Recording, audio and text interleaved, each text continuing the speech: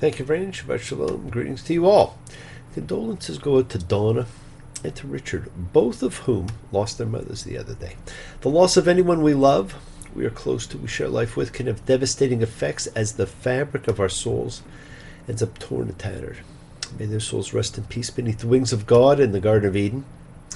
It's a time that signals healing. Let us send out healing energy to all who need it. And who among us does not benefit from healing, from goodwill, from positive energy? I think we all do. Misha Berech Avotenu Makor HaBracha Limotenu. May the source of strength, who blessed the ones before us, help us find the courage to make our lives a blessing. The renewal of body, the renewal of spirit, and let us say, Amen. Let us all have our spirits renewed. Now, on another note, it was great to hear from my old friend Task. He is truly one of the great Jewish scholars of our times. He carries the wisdom of the ages in what he says and thinks. A soul who has lived many great lifetimes of learning, of teaching, of sharing. Wonderful to hear from you, Task. One of that select group you think about but do not always see or speak to.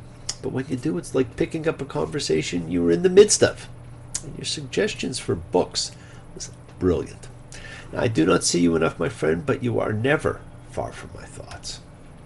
And special thanks go out to Ellen for that fabulous article that she sent me dealing with what has been termed predicate theology. A move by Reconstructionist founder Rabbi Mordechai Kaplan and the conservative and Reconstructionist trained Rabbi Harold Schulweis to move God as a subject to the concept of God or godliness in the emphasis of qualities. Now, it's also something that appeals greatly to the atheistic Jewish community, of which the Society for Humanistic Judaism is the main participant. This philosophy allows more people to maintain more of the culture and spirit of religion without the revolving or necessary belief in God as a being. And that's kind of what really precipitated this. Now, in some ways, it actually satisfies Maimonides' concept of God, since the Guide to the Perplexed emphasized God being one, meaning there are no parts. God is simply perfect unity and therefore part of everything without being a thing. So if you get a chance, friends, you should read Rabbi Schulweis's book, Evil and the Morality of God. And you'll understand the move towards not God is just, but that justice is godly. Not God is compassionate, but compassionate is godly. It's about the characteristics, not the being. So thank you, Ellen, for sending that along. Now, I personally do not have a dilemma in that I can believe in God the being, the creator, as well as the characteristics of God and what makes things godly. They're not mutually exclusive. I also do not have to wrestle with the question of moral dilemmas of why things that happen, which is what, really brought this all on. Now, if God were so great, so nice, so wonderful, so compassionate, how come? That was the big question. Well, we have spent thousands of years anthropomorphizing a deity who disappeared a long time ago, when he or she realized what they created but promised not to destroy it. Go back to Genesis 6:5. And the Lord saw that the evil of man was great in the earth, and every imagination of his heart was only evil all the time. And the Lord regretted that he had made man upon the earth, and he became grieved in his heart. Then you fast forward to Deuteronomy 32:20, and he said, I will hide my face from them. I will see what their end will be, for they are a generation of changes. They are not recognizable as my children whom I've reared. God said he would hide his face from us. And I hate to say it, but he's kept to his word. Yes, we may have driven God to turn his or her face from mankind several thousand years ago. But I like to think we hold on to the belief deep inside that the traits of godliness still exist within us. And maybe, just maybe, We can alter the inclination of our hearts just to do evil. And if that is as close to deity as you can get, that is great. Whatever you can do that works for you, I support it, of course. And of course, this is a big birthday week. Whether you're from the Great White North or Yankee Doodle Dandy, happy birthday, Canada. Happy birthday, USA. Each of the great friends is celebrating its birth as a nation this week. And both celebrated its independence from another country that also had a bit of an interesting birthday this week. At least it was a kind of a birthday, as the British voted to leave the European Union. The world continues. The country that has been independent and unique since Roman times or earlier, that from the beginning of this recent economic association refused to share a currency or open its borders with Europe. In the future, will all the countries that has done trade and had economic ties continue to? You bet. Will the royal family still rule? I certainly think so. This is not a banana republic revolution. In fact, it is not a revolution at all. Tourists will continue to go there. The Beatles will still be the best band in the world. And the Tower of London will not suddenly cease being a museum and revert back to being a prison. Although I know my friend Michael thinks the Rolling Stones are the best band in the world. Now, we need to stop catastrophizing anything and everything that can happen. Humanity is resilient. And this week, we actually read about an incident that had even more catastrophic consequences than Brexit. Man is resilient. Just over a year after the Exodus, he saw the Promised Land. Not just saw it, but walked up to it and reached in. But fear prevented us from claiming what was ours, and we have been on a search for it ever since. Was that the end of the world? The end of humanity? The end of will? No. Man is resilient, and so are you. This is Shilach Send mislabeled as the episode of the Spies. And that's what it's referred to in everything you read. Episode of the Spies. But what you will see is these were not spies. These were the tribal chieftains and the leaders of the people. And this is about their failure to lead, about them being governed by fear, about them lying, the result of which is a generation that was sentenced to die. I've had enough of reading things by neurotic, psychotic, pig-headed politicians. All I want is the truth. Just give us the truth. John Lennon's Just Give Me Some Truth. We'd all love some truth. We cannot be led by fear, and we cannot have fear as our expected outcome in life. So why is this called the episode of the Spies? Probably because it's simply easier, perhaps because we do not like to think of our leaders as being that fearful, that feeble, that incapable of inspiration and accomplishment, or that much as liars. The more things change. Numbers 13:1. And the Lord spoke to Moses, saying, Send you men, that they scout the land of Canaan, which I'm about to give to the Israelites, one man for each of his father's tribes, every one of them a chieftain. Well, there you go, my friends. Not spies, but tribal chiefs, whose function is not espionage, but observation. Well, they go and they look around. They cut a stalk of grapes that takes 2 men to carry. And they come back from scouting the land at the end of 40 days. There's that formulaic biblical number again, that magic number 40. They report that it is a land truly flowing with milk and honey.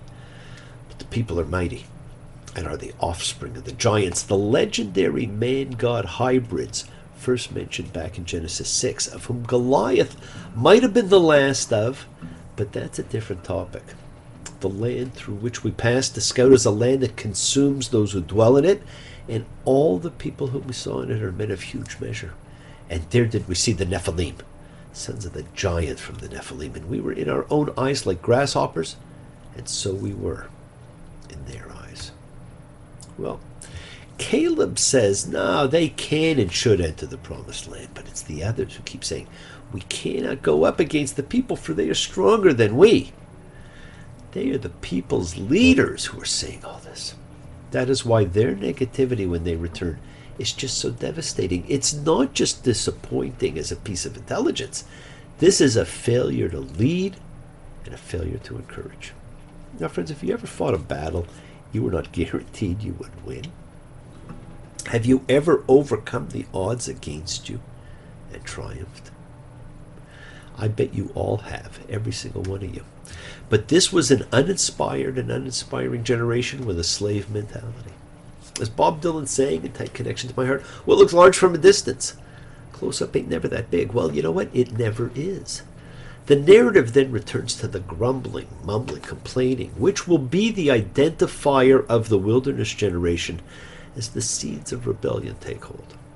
The community wants Egypt. They want to stone Joshua and Caleb, and perhaps Moses and Aaron too. And it takes God's glory, his cloud, to come down and save them, as the Lord says it's time to just kill all the people. But once again, Moses pleads for their lives and prevails, but not before God pronounces sentence.